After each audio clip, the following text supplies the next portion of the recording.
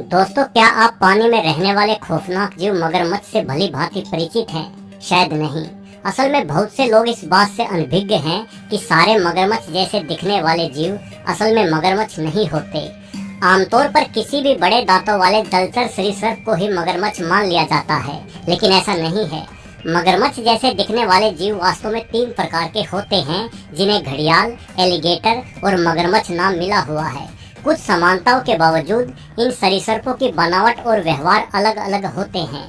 सबसे पहले बात घड़ियाल की करते हैं तो घड़ियाल एक गंभीर रूप से विलुप्ति की कगार पर खड़ी सरीसृप प्रजाति है। ये जीव केवल भारतीय उपमहाद्वीप के देशों यानी भारत, पाकिस्तान, बांग्लादेश और म्यांमार में ही पाया जाता है। अंदाजन पूरी दुनिया में मात्र 1000 घड़ियाल ही बचे हुए हैं। उनमें से 98% घड़ियाल सिर्फ चिड़ियाघरों में ही हैं।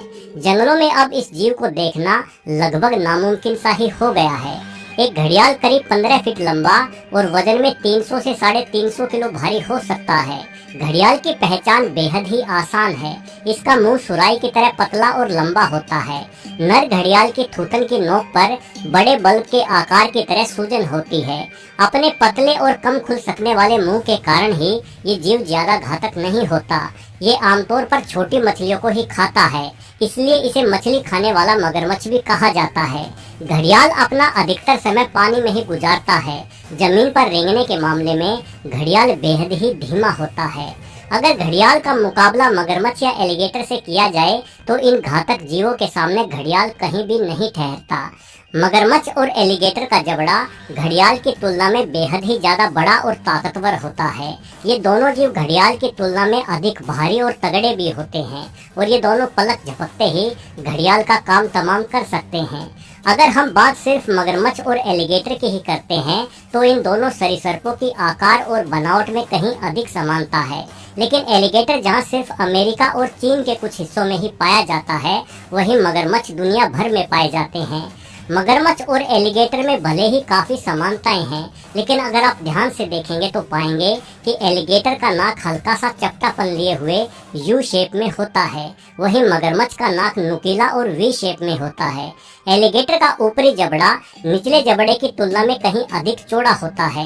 यही वजह है कि मुंह बंद करने के बाद एलिगेटर के दांत नहीं दिखाई पड़ते, लेकिन एक मगरमच्छ के दांत मुंह बंद करने के बाद भी एक दूसरे में फंसे हुए देखे जा सकते हैं, क्योंकि मगरमच्छ का निचला और ऊपरी जबड़ा एक ही समान चौड़ा होता है, जिस कारण इसके दांत नहीं ढक पाते और मुंह बंद करने के बावजूद भी मगरमच्छ अपनी बत्तीसी चमकाता हुआ देखा जा सकता है।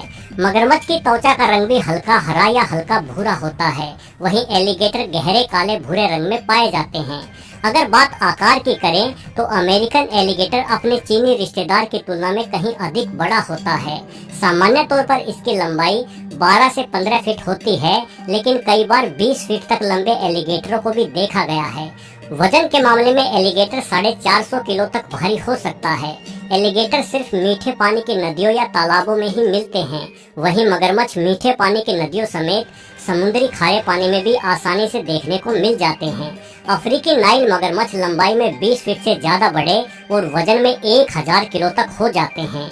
यानी ताकत और आकार के मामले में एलिगेटर की तुलना में मगरमच्छ कहीं अधिक बड़ा और ताकतवर जीव है। एलिगेटर और मगरमच्छ दोनों ही जीवों की काटने की शक्ति बेहद ही अधिक होती है। अमेरिकन एलिगेटर की बाइट फोर्स 2980 psi तक मापी गई है, लेकिन मगरमच्छ यहाँ भी एलिगेटर को मात दे देता है। मगरमच्छ की बाइट फोर्स अब तक मापी गई सभी जीवों की बाइट फोर्स में सबसे अधिक है। मगरमच्छ की बाइट फोर्स 3700 psi तक मापी जा चुकी है, लेकिन कुछ जानकारों के अनुसार नाइल मगरमच्छ की बाइट फोर्स 5000 psi तक भी हो सकती है। वैसे मगरमच्छ और एलिगेटर दोनों ही जीवों के बारे में एक हैरान कर देने वाली बात यह है कि सिर्फ इनके जबड़े बंद होने की ही ताकत इतनी अधिक होती है। जबड़े खोलने के मामले में ये जीव बेहद ही कमजोर सिद्ध होते हैं। यही कारण है कि एक साधारण टेप को भी मगरमच्छ या एलिगेटर के जबड़े से लपेटकर उन्हें काबू में किया जा सकता है। मगरमच्छ और एलिगेटर के स्वभाव में भी जमीन आसमान का अंतर होता है। एलिगेटर कम आक्रामक स्वभाव का होता है। एक एलिगेटर मछली, कछुए या हिरण जैसे छोटे जीवों पर ही हमला करता है। 1973 से लेकर आज तक सिर्फ 24 इंसानों की जान ही एलिगेटर हमले में गई है। वहीं मगरमच्छ बेहद ही अधिक आक्रामक स्वभाव का होता है।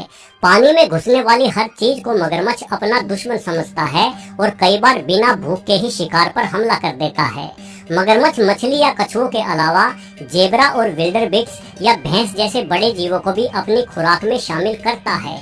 ये पानी में घुसने वाले शेर जैसे मांसाहारी जीवों पर भी हमला करके उन्हें मार डालता है। हर साल दुनिया भर में करीब 1000 इंसानों की जान मगरमच्छों की वजह से ही चली जाती है।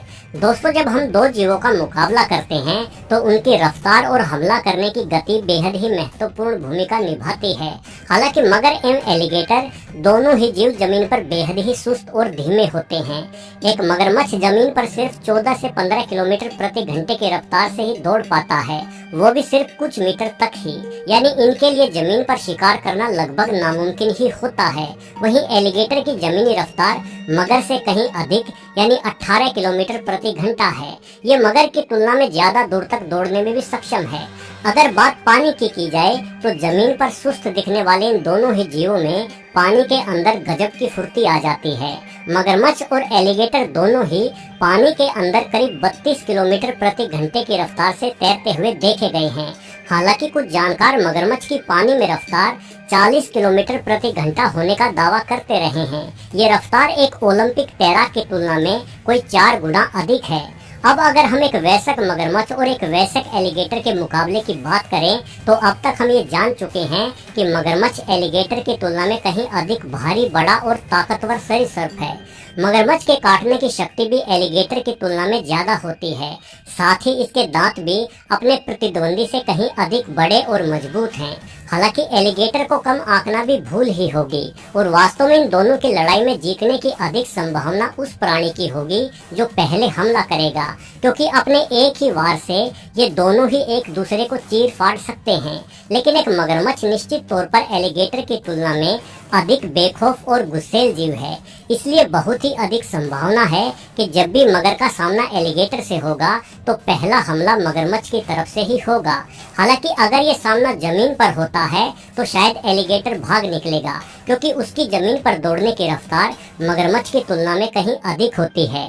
लेकिन अगर ये मुकाबला कहीं पानी में हो गया तो एलिगेटर की बचने की संभावना दूर दूर तक भी नहीं दिखाई देती। एलिगेटर के लिए पानी में करो या मरो वाली स्थिति होगी। अगर वो मगरमच्छ पर पहले हमला करता है और खुशकिस्मती से उसके दांत मगरमच्छ के पेट के अंदर घुस जाते हैं तो वो लड़ाई जीत सकता है, अन्यथा मगरमच्छ के हाथों एलिगेटर के प्राणों की भेंट चढ़ना निश्चित ही है। कहीं आक्रामक स्वभाव के कारण मगरमच्छ ही एलिगेटर पर हमला करने की पहल करेगा। वो जल्द ही अपनी जान बचाकर भागते एलिगेटर को पकड़ लेगा, क्योंकि जानकारों के अनुसार मगर पानी में एलिगेटर की तुलना में कहीं अधिक तेज गति से तैर लेता है। 5000 PSI की जबरदस्त ताकत के साथ मगरमच्छ के छुरी जैसे लंबे और मजबूत दांत एलिगेटर के पेट को फाड़कर उसका काम तमाम कर देंगे। तो मेरे अपने मत से मगरमच्छ और एलिगेटर की लड़ाई में बहुत ही अधिक संभावना मगरमच्छ के जीतने की है। एक अनुमान के मुताबिक अगर मगरमच्छ और एलिगेटर के बीच 100 बार लड़ाइयाँ होती हैं तो इनमें से 90 बार जीत मगरमच्छ की ही होगी और सिर्फ 10 बार ही एलिगेटर की जीतने की संभावना है। वीडियो देखने के लिए आपका बहुत बहुत धन्यवाद।